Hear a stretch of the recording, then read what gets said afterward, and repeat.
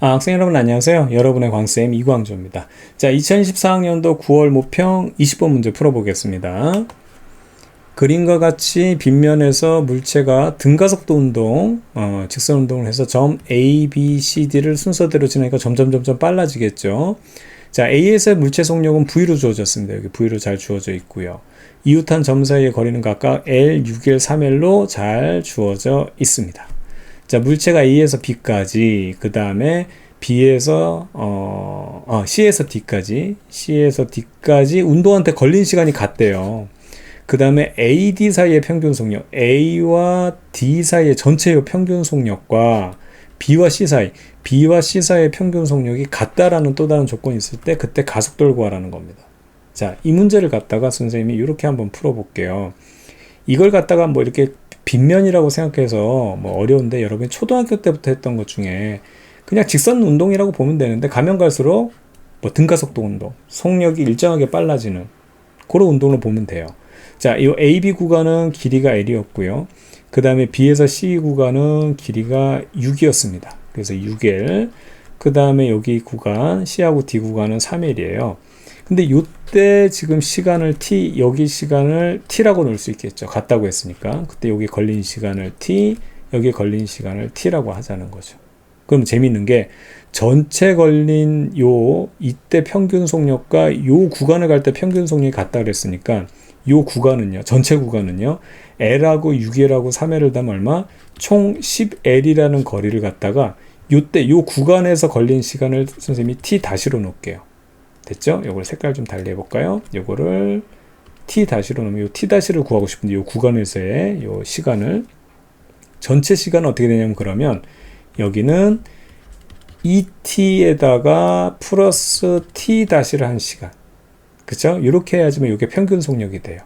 이거랑 요 구간에서 평균 속력이니까 6L이라는 거를 T 다시로 간 거랑 똑같아야 된다. 뭐 L이랑 어차피 똑같으니까. 그럼 계산하면 10T 다시는 12T 플러스 6T 다시가 돼서 4T 다시가 12T가 돼서 T 다시는 얼마가 되냐면 3T가 돼요. 요 녀석이 결과적으로 3T라는 사실을 우리가 알 수 있는 거죠. 됐죠? 그래서 여기까지 우리가 잘 정리했고요. 그 다음에 요걸 한번 보자고요.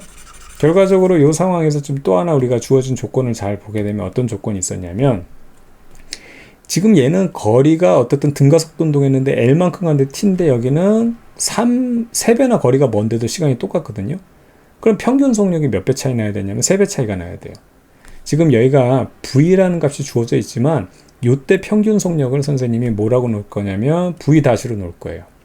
V 다시. 근데 요 V 다시로 놓을 건데 중요한 포인트가 뭐냐면 요 평균 속력 V 다시인데 요 V 다시는 뭐예요? 중간 시간에서의 리얼 값입니다. 중간 시간은 거리가 중간이 아니기 때문에 얘가 점점 빨라지니까 이쯤이에요. 그러니까 요걸 요렇게 선생님이 항상 그 EBS에서도 그렇고 여기서도 굉장히 강조했잖아요. 이런 지금 등가속도 운동 문제는 대표적인 게 시간반 거리반 문제. 그럼 이 시간에서의 실제 속력을 그러니까 평균 속력을 V 다시를 하면 이 중간 시간에서의 평균 속력이 바로 V 다시가 되는 거예요. 자, 다시 한번 이 구간에서의 평균 속력이 V 다시라고 내가 놨어요, 그냥. 그러면 실제 중간 시간에서 이때의 실제 속력이 V 다시입니다. 그럼 이 구간에서의 평균 속력은 얼마가 되냐면 3V 다시가 돼야 돼요. 거리가 3배인데 지금 시간이 똑같게 되면 평균 속력은 3배가 커야 되거든요. 그렇다면 이 구간에서의 이 평균 값하고 똑같은 실제 리얼 값을 갖는 것은 중간 시간에서의 그때 값이 평균 속력과 똑같은 값을 갖는 바로 이 리얼 값이 되는 거예요. 그러니까 이 3V 다시가 평균 속력이자 이 중간 시간에서는 얼마? 실제 속력 3V 다시가 되는 겁니다. 우리가 가속도를 구할 때는 리얼 값이 필요하다고 항상 말씀드렸죠. 그래서 선생님이 리얼 값으로 접근하는 거예요. 그러면 이 구간에서는 2분의 1t만큼 전체가 t니까 여기 전체가 t니까 이 구간에서도 2분의 1t만큼의 시간이 소요되는 거죠. 되겠죠? 그럼 이 구간에서도 얼마가 되냐면 2분의 1t만큼 그 다음에 이 구간에서도 2분의 1t만큼 소요되는 겁니다. 그러면 결과적으로 우리가 구하려고 하는 포인트가 뭐냐면 요 리얼 값을 알고 있는 요 구간에서의 가속도를 구해보자고요. 요 구간에서의 가속도. V-에서 3V-까지 얼마의 속력이 더해졌냐면 토탈 2V-의 속력이 더해졌는데 그때 걸린 시간은 여기서부터 여기까지는 3t고 여기서 여기까지 2분의 1t, 그 다음에 3t, 그 다음에 2분의 1t니까 토탈 얼마냐면 4t가 소요됐어요. 즉 우리가 구하려고 하는 가속도는 어떻게 표현되냐면 2t분의 v-로 표현이 되는 겁니다. 그러면 여기서부터 여기까지 이렇게 t초가 소요될 때 동안 t초가, 자 이렇게 한번 해볼게요. t초가 소요될 때 동안 얼마의 속력이 변하냐면 2분의 v-의 속력이 변하고 2분의 1t초 동안 2분의 1t초 동안 시간이 지났을 때는 얼마가 속력이 점점 빨라지냐면 얼마? 4분의 v-만큼의 4분의 v-만큼의 속력이 늘어나는 거예요. 그럼 봐봐요. 요 v-라는 거를 기준으로 해서 여기는 2분의 1t초 전이죠.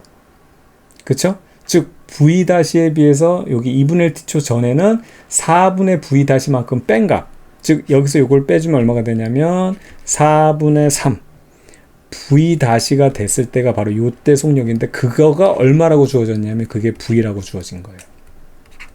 됐죠? 그럼 여기에서 실제 리얼 값은 얼마가 되냐면 2분의 2분의 1t초가 지나갔기 때문에 4분의 v-가 더 늘었거든요. 그럼 v에서 리얼 값에서 4분의 v-가 늘었기 때문에 4분의 5 v-가 되는 거예요. 여기는 리얼 값이 3v-거든요. 그거보다 2분의 1t초 앞섰을 때는 4분의 v-가 빠져요. 그럼 여기는 4분의 얼마? 4분의 12에서 4분의 1 빼니까 11v-가 되겠고요.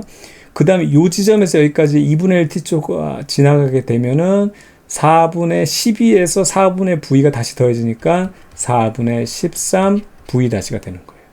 됐죠? 예, 이렇게 해서 선생님이 전반적으로 살펴봤는데 결과적으로 가속도 구하는 거는 우리가 보면 여기 문제 잘 보게 되면 L하고 V제곱, 왜냐하면 이게 L도 주어진 거고 V제곱이 주어진 거라서 그냥 그렇게 구하면 됩니다. 됐죠? 그러면 그렇게만 나타내면 되는데 요 구간 주어진 요 구간, 요 L 구간만 한번 살펴볼게요. 여기 리얼값 알고 있어요. 그게 얼마냐면 4분의 3V 다시 여기 B지점의 리얼값, 요 지점의 리얼값 4분의 5V 다시 알죠? 그럼 봐봐요. 2 곱하기 A 곱하기 L 요거 L만큼 해준 것이 나중속력 4분의 5V-의 제곱 빼기 그 다음에 4분의 3V-의 제곱을 해주면 됩니다. 이때 A를 구하면 되는 거거든요. 그럼 요거 계산해주면 4분의 25에서 4분의 9를 빼니까 4분이 아니고 16분의 25 빼기 9니까 16하니까 1이 되죠. 그래서 이게 어떻게 되냐면 요 값이 얼마가 되냐면 V-의 제곱이 돼요. 이 값이. 그러면 우리가 구하고 싶은 A는 어떻게 되냐면 2L분의 V-의 제곱이 되면 되거든요. 근데 이걸 V-로 놓으면 안 되고 V-가 뭐였냐면 4분의 3 V-였죠. 즉 V-라는 것은 3분의 4 V가 돼요. 그걸 여기다 대입해 주면 되는 거죠. 그럼 어떻게 되냐면 2L 나오고 그 다음에 9분의 16V의 제곱이 되거든요. 그러면 여기서 보면은 요거 약분이 되니까 8 되니까 얼마가 되냐면 A라는 것은 9분의 8 V제곱이 된다.